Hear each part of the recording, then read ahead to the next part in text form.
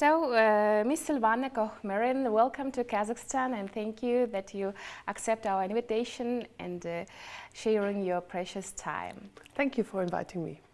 So, for the first question, please tell us about your international organization, Women Political Leaders, which you had.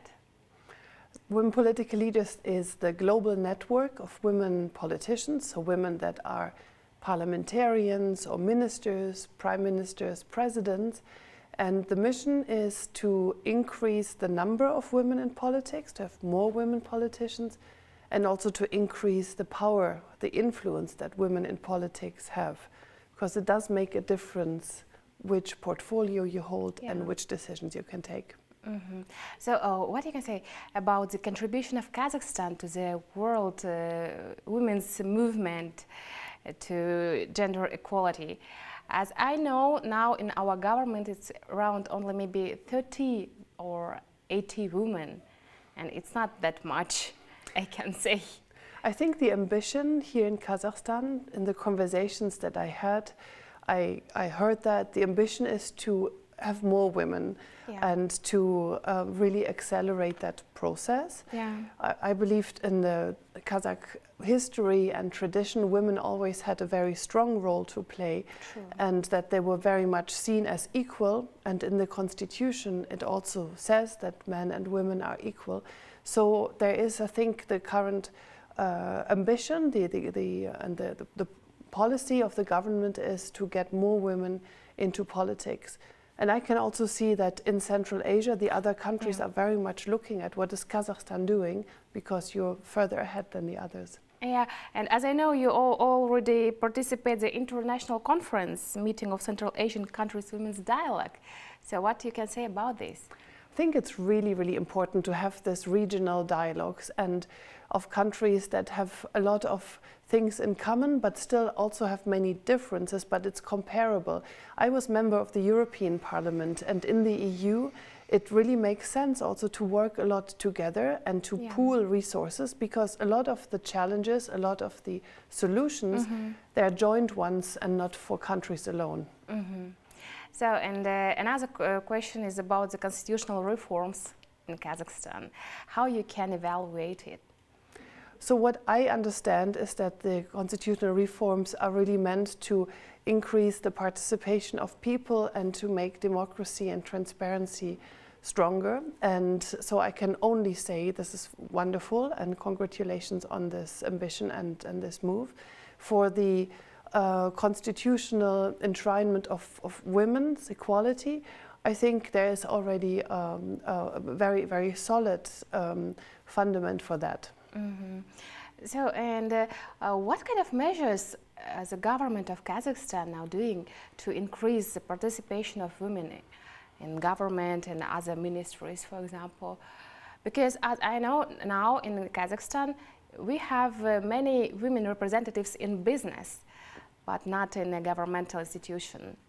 I think there are two elements to this, and when I take also the insights from other countries, two things that work. The one is to really build the pipeline, build the pool of women that have the confidence and also the possibility to go into political leadership. And the many women that are already there as business leaders, they can serve as such a resource, such a pool for then going into politics. That's the one thing. And the other one is that from what we can see around the world is what really works is quotas.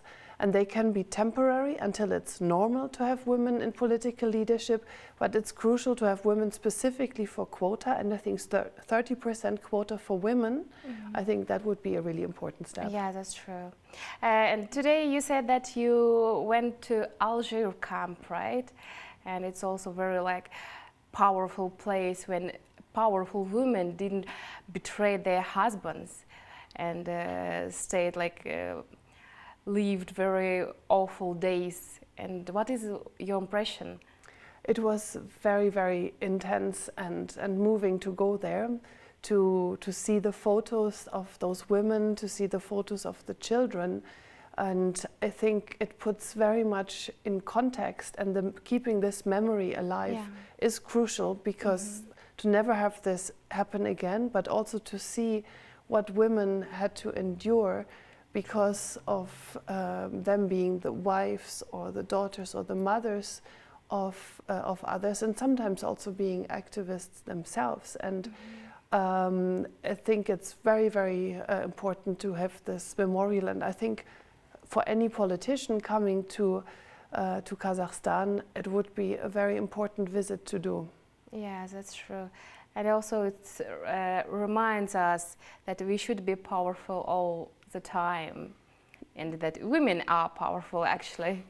Very much so. There is this saying, which I'm only so much like, is that women are show their real strength when put very much into this duress. After all, I mean, giving birth to a child, millions of women, billions of women experience that. Is, I think, one of the toughest experiences that women can have. Yeah, true. And the last question I want to ask it about the role. What role does the women, peace and security agenda play in the current geopolitical situation in the world? The women, peace and security agenda doesn't play an enough important role, because what we see is that there are many wars, and the people handling those wars are mainly men. However, there is data that shows when women are included in prevention of conflict and negotiating peace, then it's more successful and the peace lasts longer. So really the appeal would be that the women, peace and security agenda should be a top priority. True, especially what we see is happening in Afghanistan. Yes. It's very important. It's Afghanistan, South Sudan, Ukraine. Yemen. It's like it's conflict, and women are not part of the negotiation or solution. They're just mainly experiencing the war in a terrible way as victims. Yeah, true. So thank you so much for your time. It was a pleasure to talk to you. Thank you. Thank you very much.